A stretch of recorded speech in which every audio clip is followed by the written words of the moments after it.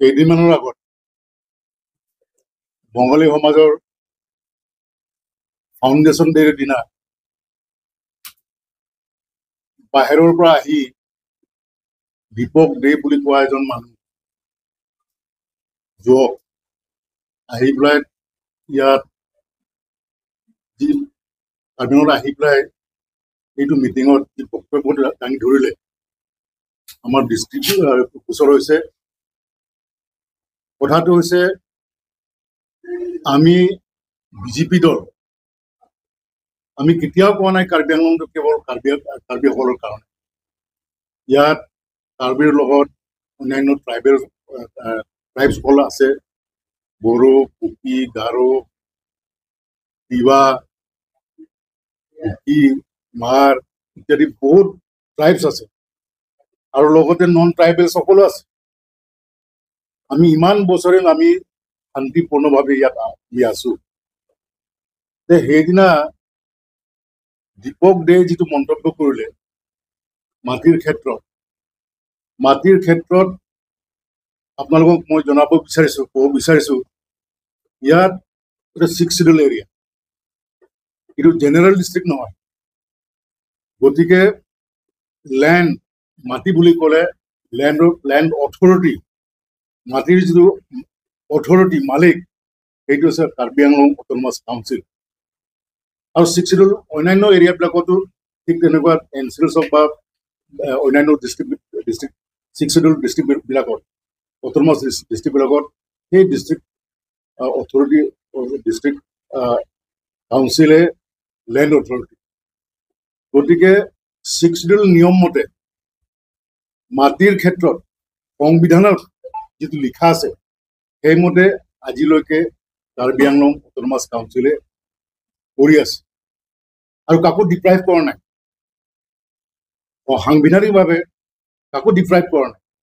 কিন্তু আকৌ মই সোঁৱৰাই দিব বিচাৰিছো অজিত দে আৰু যিসকল ব্যক্তি আছে যে লেণ্ড অথৰিটিটো কাৰ্বি আংলং অট'নমাছ কাউন্সিল।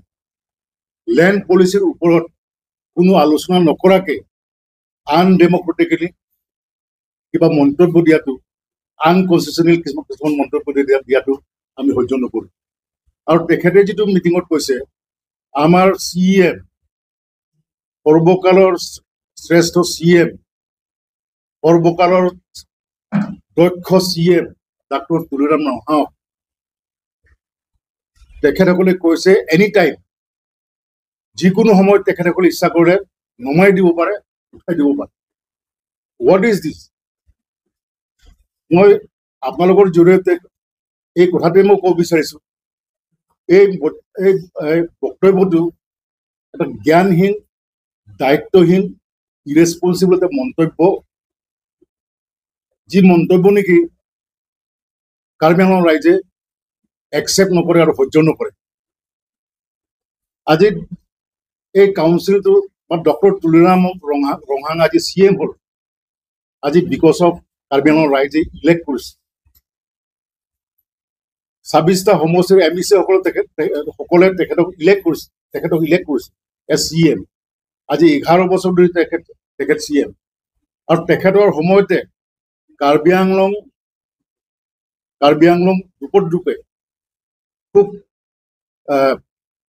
বহুত ফাষ্ট গতিত আমি ডেভেলপমেণ্ট আমি দেখিছোঁ, উন্নতিকৰণ হৈছে। তেনে এজন মানুহক, তেনে এজন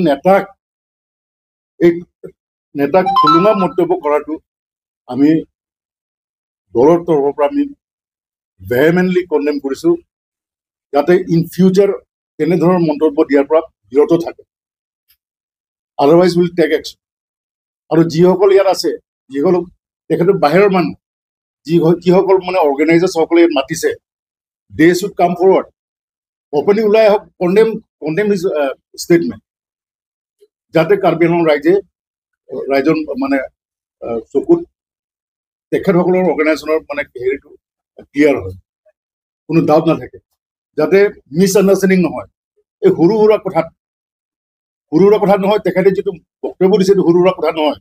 এজন মূৰ্খই তেনেধৰণৰ মানে বক্তব্য দিব, আৰু এজন কমিউনেল হ'ব লাগিব।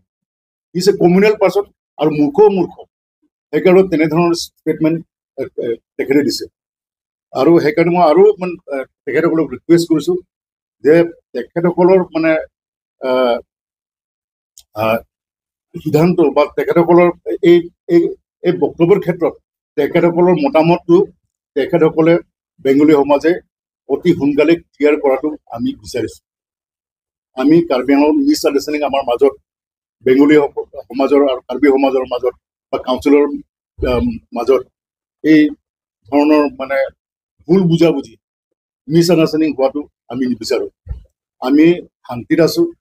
ত' বাহিৰত পূজাত কি হৈ আছে, ৱেষ্ট বেংগলত কি হৈ আছে নহৈছে সেইটো আমাৰ লুকআউট নহয়, কিন্তু আমি ইয়াত শান্তিপূৰ্ণভাৱে আছোঁ, শান্তিৰে আমি থাকিব বিচাৰিছোঁ আৰু আমি শান্তিৰে আমি উন্নতি হ'ব বিচাৰিছোঁ। তাত কোনো এইবিলাক ষ্টেটমেণ্ট দি পেলাই বাধা বিঘিনি জন্মোৱাটো আমি কোনো পৰ্যায়ে আমি সহ্য নকৰোঁ।